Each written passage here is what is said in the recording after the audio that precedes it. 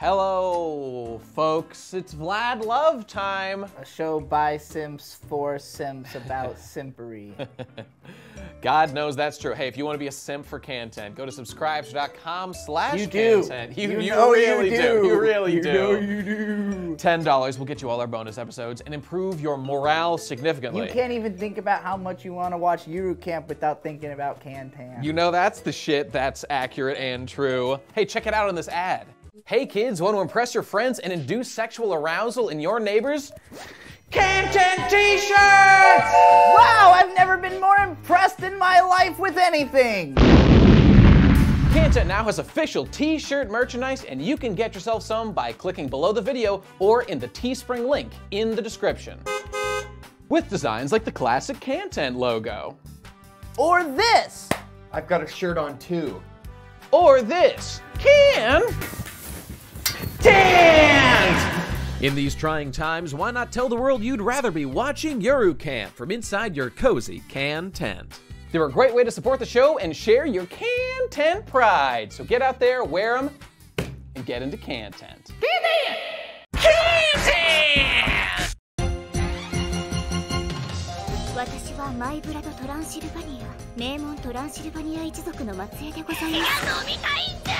Here we are again talking about Vlad Love. We talked about it a little bit in our podcast. Episode 1 was out like months ago. Big and seasonal thing. They just dropped like 5 episodes all at once. So we're, bam, up to episode 6 here, talking about vampires in Japan doing shenanigans. Yeah, this is the show that we took an interest in mostly because of the fact that it's written by Mamoru Oshii, who And we are both big conceptualizes fans his of. brainchild. Yeah, and it's fucking weird. It is a really strange show that doesn't quite feel like anything else, and I guess I would mostly just call it a comedy, like a situational / slapstick comedy show with some interesting undercurrents in terms of what it has to say about people's relationships to vampires, cultural fucking vampires, basically, of all forms, but mostly of the form of a cute girl living in your house. I'm gonna put this out there. This show is not that deep. It's not that deep. I don't think it's supposed to be very deep. That's not a criticism at all. And, you know, it's Mamoru Oshii, Ghost in the Shell, quite deep. You know, things like Angel's Egg, notably deep.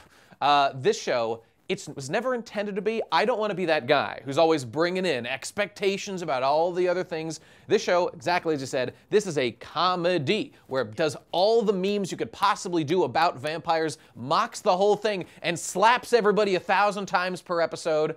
And it's pretty darn good. I think there are 2 ways that something can have like a lot of intrigue. One is depth, the other breadth, and that's what this show has. Every episode covers lots of different stuff, and the more familiar you are with Mamoru Oshii's work, the more of his trademarks you'll see in terms of just raw interest. For instance, there is one scene that is almost, I think, like taking the piss, where it's just a shot of a bunch of planes flying overhead, and like a Wikipedia article worth of information about those planes, like talking about everything they did historically, like goes across the screen slowly. It's literally just nerding out about planes. Yeah, yeah. And later on, a character gets pissed at other characters for nerding about planes too much and slaps the shit out of them. It's great. Which you probably felt during that little unnecessary 20 seconds of your life the show stole from you. Yeah. Well, that's what this whole show is about, is stealing your time, being a vampire for you. There was a moment where I suddenly realized that I was losing if I was paying attention to this show at any point when I didn't care. like if it loses my attention, that's fine. It means I'm safe. I'm not a simp for these vampires. Like, because this show is blood for the blood god. Mamoru Oshii is the blood god in this case. There's a shot in the second OP. There's 2 OPs that it like alternates back and forth. Both of them are fucking awesome. Both have great videos, completely different. Yep. But the second one, I noticed there's a shot where at the end it shows our main character, silver-haired. Mitsubishi. No, it's fucking. Mitsugu Banba. Banba. Yeah. It shows Banba and says, I think, the director's name, and then cut to Blood Princess. What's her name? The vampire. My Vlad Transylvania. Yeah. So she it shows her, and then you've got Mamoru Oshie's name, and I'm like, okay, this show is dedicated to giving Mamoru Oshii a chance to just go on about shit that he's interested in the package of a comedy show that can be whatever it wants to be. And the one thing joining it all together is there is a cute girl in it. That is the central factor, the glue that binds it all together. The reason I consider it so important that she's a cute girl is that where I do think there is depth in this show is mostly just in the basic metaphor of her as all moe, all cuteness, but also just anything you're a slave to, any product or concept, like, you know, the vampire of capitalism itself, if you will. Like, but even beyond that, it's also like a great metaphor for dating a hot, crazy chick. Sure. Maybe not even a metaphor. She's just dating a hot, crazy chick. Yeah, but like, it's like only so exaggerated, I guess, is what I'm trying to say. So like, that all of that is highly it's just like anything that someone would simp for. This Banba, the ultimate simp, who is obsessed with literally giving blood.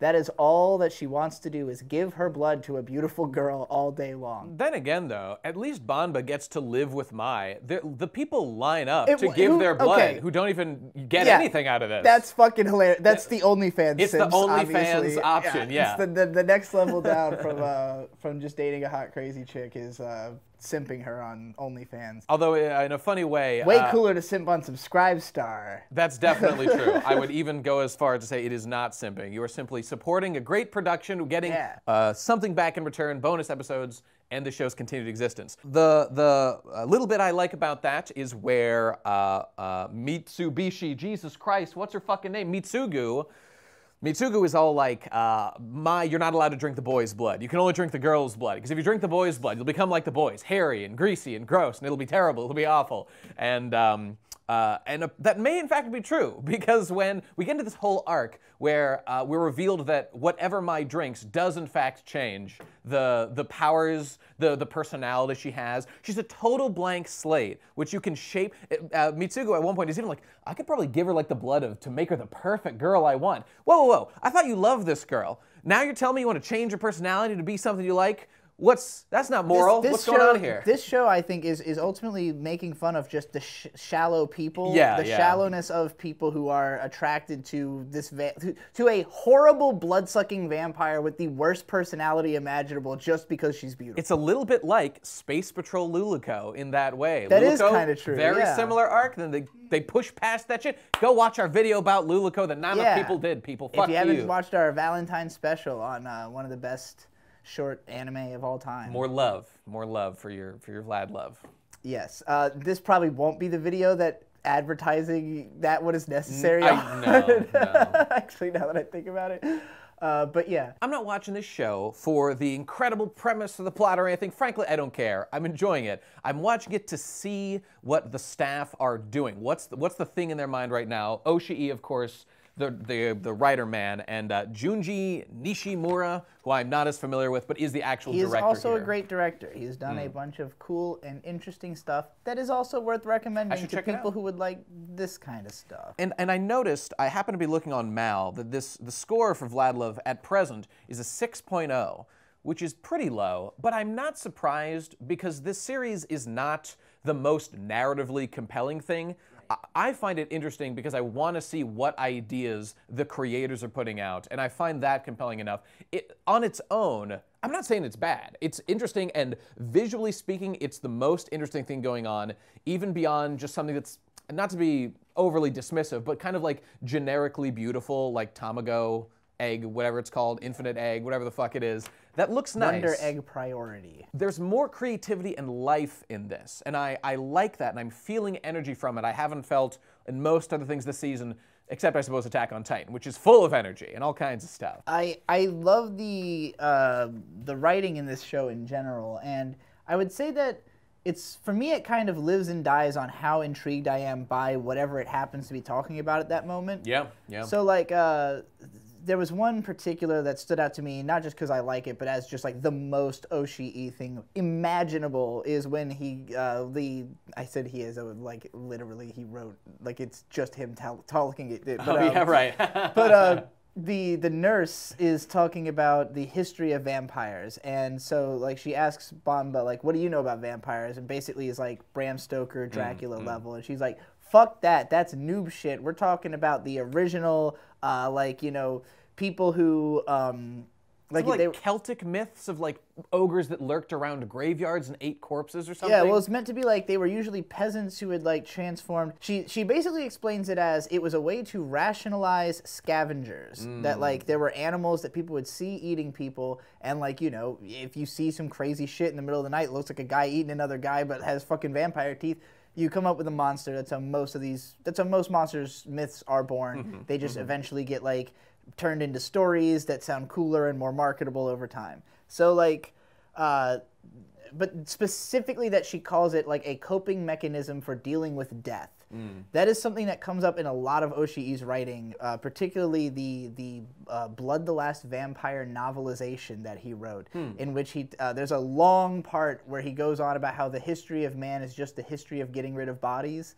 And it's like pages of just going on about this. So like stuff like that, I was like, okay, I can tell this is him just like going through all the stuff that he thinks is fun or interesting or wants to bring up and put in a show.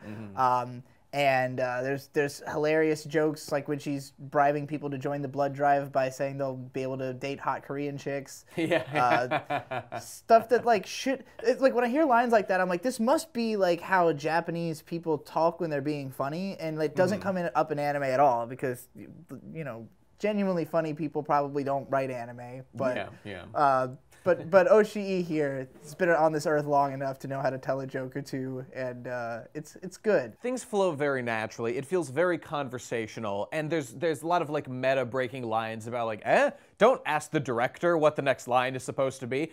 I mean, there's a bunch of great gags, one of them being, we just continually, selectively, when it would be funniest, hear what's going on in Mitsugu's head, or don't. And the characters give her shit for it all the time. Stop putting your thoughts into my head, you stupid bitch. I'm trying to do other shit right now. It's great. It's great. There is some level of, I think I would have enjoyed this more watching it week to week instead of in a binge, which is rare for me to say. But particularly because, like, in episode 2, when the captain first shows up of the, what is the team? The karate team? Yeah, the big guy? team. Yeah. The karate team shows up, and he's got these 3 dudes who follow him around who just like repeat everything he says and are muscle-headed idiots. No, don't say os, you idiots. Bang, bang, bang. He smacks them if they say os because it's a meaningless word. Right. And the first time that happened, I thought it was fucking hilarious. Just the fact that like that was his justification, and he's just there. It's like a weird sadomasochism thing where like they clearly want to be hit, and he wants to hit them, and they are all blood donors, and it's like this. It's like layers down of this bizarre masochism that all these characters have. But like, but they did that joke in almost every episode then. And like, they do animate it differently. It's not even that it stops being funny, as that I watched all 5 episodes in a row and was kind of like, okay, like it softened the impact of having seen it the first time to watch it happen immediately 5 more times, I guess. But those kind of jokes are better when you come back after a week and are like, oh yes, I remember this funny characterization that this guy does. That's fair. Yeah, I see your point. Yeah, it would have been funnier to me a second time if I had forgotten about having seen it the first time, I guess, to some degree. But yeah, and certain scenarios, like I really like the episode where their dads both show up, and we understand the characters on a much deeper level because Mai is just spoiled as shit, and her dad is like a god-tier vampire, and it turns out Bomba's dad is Helsink a parody from Helsinki. Of Van Helsing. He's like, he lives in Helsinki and is a vampire hunter named Helsink, I think was what they were saying. Something like that. That's the gist, yeah. It was hilarious. Their dads are opposing rivals who have known each other a long time, it turns out. And you know, Banba's dad is not a simp. He is a vampire hunter, but that is why his wife left him, according to his daughter. Is this man okay in life? He seems somewhat insecure, but he's driven towards his goal. It's just funny the way that the show picks apart at characters like this and be like, yeah, I mean, sure, he's not he's not like all you idiots, but he also is his own kind of idiot. Everybody is some kind of idiot in this show. I mean, as a comedy show, it's funny to think of the premise of like, so Mai can eat anyone's blood and basically get any personality you want. She's a blank slate, more with superpowers. And so we're introduced quite explicitly to a cast of characters who are every blood type. So like, it's just, they're clearly laying out every archetype you need to make a show. We're just blatantly introducing. They make fun of the fact that like because early on the nurse is like, only in Japan do we give a fuck about this blood type nonsense. It's not real. And we only know about it because we watch feed the blood types anime. to her, and she literally becomes the stereotypical blood type. And I mean, it's also funny, the nurse immediately says, that's a superstition, you know, we gotta think globally, this is a Japanese backwards-ass tradition. But then later on, not only does it prove true, she's like, yeah, of course, like if you give her this blood, she's gonna change his personality. She just contradicts herself. It's a laugh, nobody cares, that's the spirit of the show. That was another thing. I like the nurse's backstory too. There's a part where she tells a story about like a guy she fell in love with or something, and like just went like ridiculously overboard. The point of that story is, who cares? You're wasting our time. That's the point, and I love that. That is, but I like what it suggests about her being her failure, because she is mostly like the bully of almost everybody else in the show. Yeah. In any comedy show like this, I'm always fascinated by the power dynamics of characters, because there's always some who like are bullied by everybody, and then some who are like only bullyable by one other person, or like nobody can bully them, you know? And like, so the nurse she's not on the level that nobody can bully her, just none of the main characters. But like in her backstory, we see that like she can have her heart broken and all that. So like it makes me wonder what they're going to do to press on that later in the show, you know, like introduce a new character for her to become retarded over or something. You know? Anything to just mock these characters is a welcome inclusion, because that's what it's really all about. I mean, we get our interchangeable cast of miscellaneous like club presidents, the cinema club, the dance club, the cosplay club, and you know, Mai is so beautiful and attractive. Everyone gets her involved in everything they're doing. They want her to be center stage, and we get some excellent cosplay references. This is Morrigan from Darkstalkers, obviously. She's doing cosplay of. Looks great. Everybody loves to see her. And the point, of course, being that just Mai gets herself involved in all these ridiculous situations, and I believe almost literally every episode ends with a newspaper appears. The latest devastation caused by Mai is like in the front article of the papers. But they always make up an excuse for it. Until it gets, yeah, that's true, that's true. Although eventually, like, so I mean, episode 3, our other characters find out. Is it implied that those stories are being created by the journalist girl who's around? No, I mean, she's the cinema club. She's not like a reporter. Although, I mean, great gag. Like, we just saw one of these newspapers where Mai is she's like flying in front of the moon. It's a vampire girl in the newspaper printed. The next scene is they're testing out Mai's abilities. They, you know, put her in front of a mirror. You can't see her. They take a picture of her. She doesn't show up in cameras. My brain thinks, wait, they just put her in the newspaper and we saw her there. The character then says, wait guys, we just saw her in the newspaper. This doesn't make sense. Isn't addressed, moved on to the next scene. That's how they handle that, and that's the right way to handle it. Don't even worry about it. It's funny, lampshade it. That's the stuff I like most about the show. It's funny. Good stuff. The episode 5 was the one where the film club girl is leading a production of Castlevania, I think. That was episode 6, but yes, okay. Yes. Just a rip-off completely of Castlevania down to every character, but with the distinct, like, non-copyright version. It's like Castle of Vania, so they won't be sued by Konami. I'm struggling to remember any other specific events. Do you? Well, I wrote them down because they do kind of blend together a little bit. There's of course the big gag where Mai drinks everybody's blood, but then she drinks some like ancient forbidden 4,000-year-old blood with a clear reference to The Exorcist and goes insane Monster Man mode. There's her drinking another kind of blood, turning into a dragon because it was like a salamander blood. There's doing the cosplay. That was one where when I heard the name salamander in reference to a dragon, and I immediately thought, I know this is a reference. I don't remember what it's a reference to, and I feel bad. Is it a tabletop thing, maybe? I don't even know. There's a lot of things it could be, because the show makes tons of broad references, like, I mean, the whole Castlevania Morrigan thing, like, I mean, you just rattled off the name Morrigan, like, like everybody knows. Doesn't what you're everybody talking know about. Morrigan from Darkstalkers? Everybody This on the game internet. that hasn't been out for like 25 years. Or But some Morrigan's design has made Darkstalkers far outlive the series' popularity, and maybe one day Capcom will bring it back. You know that. The old dudes who made this show know that. Do the Zoomers know that? No. It's hard to say. So there's a bunch of great gags that we see continually. Just for fun, I wrote down some of the repeated gags that come up over and over that I laugh at like a clapping seal every time, just because they tickle my giggle dick. It's the fact that every episode ends with like the newspaper, but the latest catastrophe that Mai's caused. There's the live-action city footage, which is an editing trope. There's the continual how whenever a situation gets too heated, the nurse with a giant syringe will inject you with sedatives. So at any time, a character will just fall face forward, revealing she's got a giant syringe behind her that other characters utilize on the nurse. There's hearing Mitsugu's thoughts we talked about. There's the Mai passing out because she's anemic at any given time. So at any time, Mai can just faceplant whatever they're doing. And of course, the kind of alpha and omega meme is just characters slapping each other because they're being too goofy. You know, moment to moment, that's the stuff that keeps me coming back. The slapstick, there were moments where I laughed out loud at the slapstick gags and then felt dumb because I hadn't laughed at the previous thoughtful gag or reference. Well, you know, comedy is subjective, as the Joker famously said. You know, we can pick and choose what we... They put the slapstick in the show, not me. Yeah, I didn't Oshii fucking wrote, decide. and then the nurse slaps the shit out of my beloved main characters. So I don't, I feel no guilt whatsoever about enjoying something like that. Point being, I don't really have much more to say other than like there's lots of creative editing. You know those I was waiting for it. There's this editing technique where they put like a new frame within the frame so you can see the borders, not all the way to the edge. And at one point, best character, the disciplinary committee president, Jinko Sumida, like does the thing and crawls out of the little box on screen. That's not how physics works in real life, but was for a laugh and was great. It's fun to watch. I definitely want to watch the rest of the show when it comes out.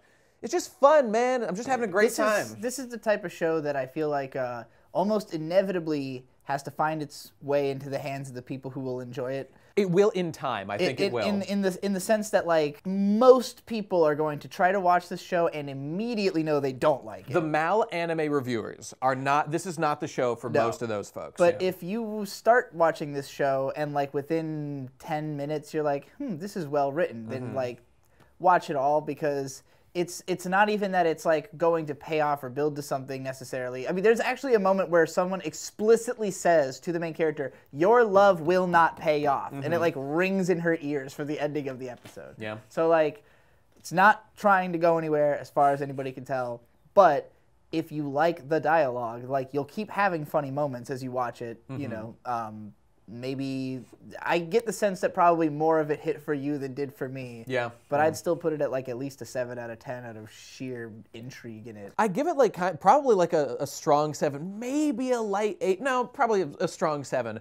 But it's one of these shows that I feel very little pressure. I'm interested. The quality of the show isn't like mind-blowing and keeping me captivated. I'm just having a great time laughing along with it. And another thing is, as anime viewers, a lot of people are so eager to finish stuff and binge everything. I kind of like sometimes having shows that are like this where they're so particular that I know anytime throughout my life I can go back and watch more of that show and be able to get more of that, you know? Like, even, like when I was thinking about that gag getting repetitive, like even if it got repetitive week to week, it wouldn't get repetitive every 6 months if that's how often I watched an episode, you know? But like, this is that kind of show where it's so particular that there's no reason to feel like you need to keep up with it or something like that. It's like, it's always going to be there. It's always going to be there to provide that weird Vlad love energy if you just want to have your blood sucked for like 12 episothis by Mamoru Oshii and team. True. There's meat on these bones, but it's of a particular flavor that has to be for you. Like if this is what you just watched Naruto for the first time and you're looking, what should I watch next? I wouldn't recommend Vlad Love. I'd recommend Haikyuu. It feels to me like, you know, when you simp for yourself, like for me personally as a creative, when I consider myself to be like creating something out of simping for myself, it's like, oh, I'm going to put like all of my personal interests into this. What Japanese call the fetish. when I remember in the Be the Beginning interviews, they were talking about how Netflix allowed them to crank up the fetish as much as they want.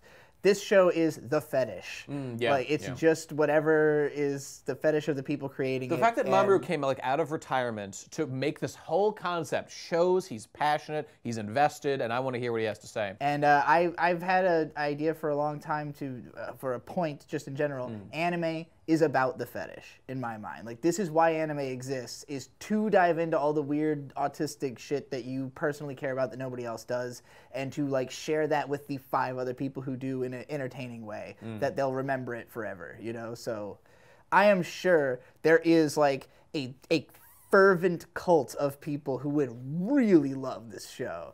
I'm not in that cult, but I do like it. The fact that it's getting a little attention, I think, shows that those people exist out there. Maybe I'm one of them. Maybe not quite, but I'm in the periphery. But some people just love getting their blood sucked. And if you love getting your blood sucked, go to subscribestar.com/KHANTENT. Give us $10 for bonus episodes, and maybe we'll talk about Vlad Love more in the future. Let us know in the comments if you're if you're one of these cultist, blood-sucking enthusiast people. Also go to Twitter, also go to Discord and talk with you folks.